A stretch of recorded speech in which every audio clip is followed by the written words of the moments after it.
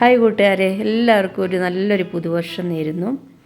ഇന്ന് ഞാനിവിടെ പറയാൻ പോകുന്ന ഒത്തിരി ഔഷധ ഗുണങ്ങളുള്ള ഒരു കായിനെ പറ്റിയാണ്. ഇത് നമ്മൾ ചെറുപ്പത്തിലൊക്കെ ഇങ്ങനെ അമ്മാനമാടി കളിക്കുന്നതാണ്. ഞങ്ങളിതിനിവിടെ പീരപ്പൊട്ടിക്ക എന്ന് പറയും.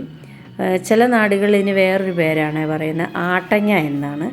നിങ്ങളൊക്കെ എന്താണ് പറയുന്നതെന്ന് എനിക്കറിയത്തില്ല. അപ്പോൾ ഓരോ നാട്ടിലും ഓരോ പേരുകളായിരിക്കുമല്ലോ. ചില കായ്കൾക്കൊക്കെ അങ്ങനെയാണ്. ഇതിങ്ങനെ വള്ളിയായിട്ട് പടർന്ന് കയറി കിടക്കും. അപ്പോൾ കുറച്ച് ദിവസമായി ഞാനിതിങ്ങനെ അന്വേഷിക്കുന്നത്. അപ്പോൾ പറമ്പിലൊക്കെ ഇങ്ങനെ നടന്നപ്പോഴാണ് ഇന്ന് നോക്കിയപ്പോഴാണ് ഇതിങ്ങനെ അവിടെയുണ്ട്. പക്ഷേ 2-3 കായ് അതിലുണ്ടായിരുന്നുള്ളൂ. ഇത് ശരിക്കും നമ്മളത് കാണുമ്പോൾ നമ്മുടെ ഈ കക്കിരി അല്ലെങ്കിൽ വെള്ളരിക്ക അതുപോലെ ഇത് മുള്ളൊക്കെ ഉണ്ട്. അത് പെട്ടെന്ന് പോകും. നമ്മുടെ കയ്യിൽ കുത്തി കയറുമൊന്നുമില്ല കേട്ടോ. നേരിയ മുള്ളാണ്. ഇതൊക്കെ കളഞ്ഞ് ഞാനിവനെ ഇങ്ങനെ കയ്യിലെടുത്തിട്ടുണ്ട്. അപ്പോൾ ഇതിൻ്റെ ഔഷധ ഗുണങ്ങൾ എന്തൊക്കെയാണെന്ന് ഞാൻ നിങ്ങളോട് പറയാം. അതിന് മുമ്പായിട്ട് ഞാൻ എല്ലാവർക്കും ഒത്തിരി നന്ദി പറയുന്നുണ്ട്. ഞാൻ ഈ ചാനൽ തുടങ്ങിയിട്ട് 3 മാസമേ ആകുന്നുള്ളൂ. അപ്പോൾ എനിക്കിപ്പോൾ 1Kക്ക് മേലെ സബ്സ്ക്രൈബേഴ്സൊക്കെ ആയി. നിങ്ങളെല്ലാവരും എന്നെ സപ്പോർട്ട് ചെയ്യുന്നുണ്ട്, കമൻറ്റ് ചെയ്യുന്നുണ്ട്, ലൈക്ക് തരുന്നുണ്ട്.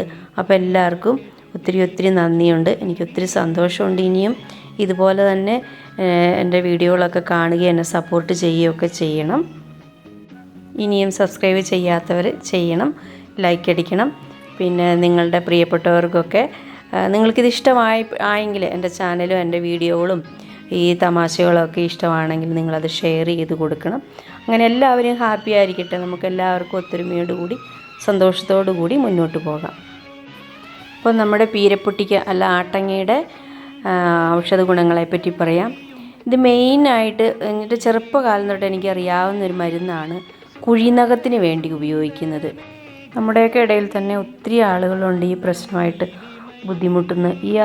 കാലിന് ഈ അസുഖം വന്നു കഴിഞ്ഞാൽ ഭയങ്കര വേദനയാണെന്ന് ഞാൻ പറഞ്ഞു കേട്ടിട്ടുണ്ട്.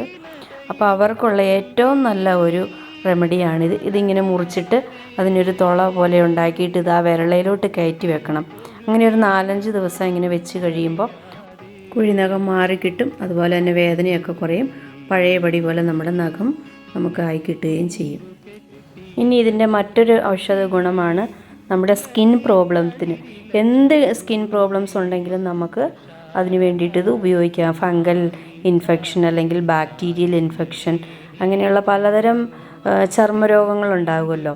അപ്പോൾ അതിനൊക്കെ അതുപോലെ ഇങ്ങനെ ഈ വട്ടത്തിൽ ഇങ്ങനെ ചൊറിച്ചിലൊക്കെ ആയിട്ടൊരുതരം ഇങ്ങനെ ചില ആളുകളുടെയൊക്കെ സ്കിന്നിൽ ഇങ്ങനെ നമുക്ക് കാണാൻ പറ്റും. അപ്പം അത് ഉള്ള ഏരിയയിൽ നമുക്കിതിങ്ങനെ മുറിച്ചിട്ട് പുരട്ടി കൊടുക്കാം. അതുപോലെ തന്നെ ഫംഗൽ ഇൻഫെക്ഷനുണ്ട്, ഭയങ്കര ചൊറിച്ചിലുമായിട്ട് ഇങ്ങനെ ഡ്രൈ ആയിട്ടൊക്കെ ഇരിക്കുന്നുണ്ട്. അപ്പോൾ അങ്ങനെയുള്ള ഭാഗത്തൊക്കെ ഇത് തേച്ച് കഴിഞ്ഞിട്ടുണ്ടെങ്കിൽ ഒത്തിരി ശമനം കിട്ടും.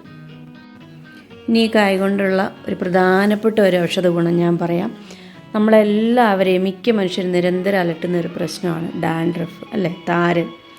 ഇതില്ലാത്ത മനുഷ്യരില്ലെന്ന് തന്നെ പറയാം.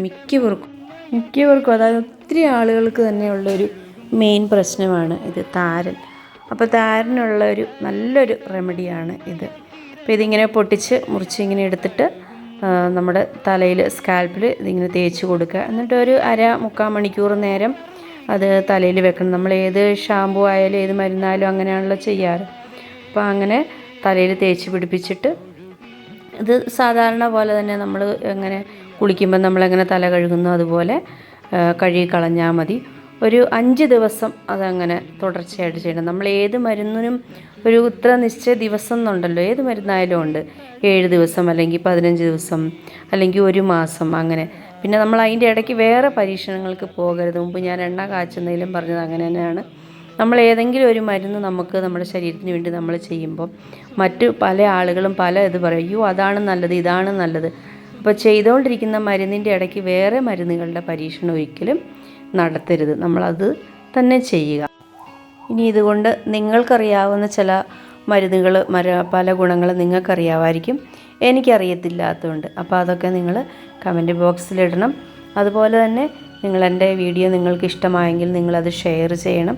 നിങ്ങളുടെ ഫ്രണ്ട്സിന്, നിങ്ങളുടെ പ്രിയപ്പെട്ടവർക്കൊക്കെ ഈ ചെറിയ അറിവ് ഷെയർ ചെയ്ത് കൊടുക്കണം. അതുപോലെ തന്നെ എൻ്റെ വീഡിയോ കണ്ട് ഇഷ്ടപ്പെട്ട് സബ്സ്ക്രൈബ് ചെയ്യുക, കമൻറ്റ് ചെയ്യുക. അപ്പോൾ എല്ലാവർക്കും ഒരിക്കൽ കൂടി ഹാപ്പി ന്യൂ ഇയർ.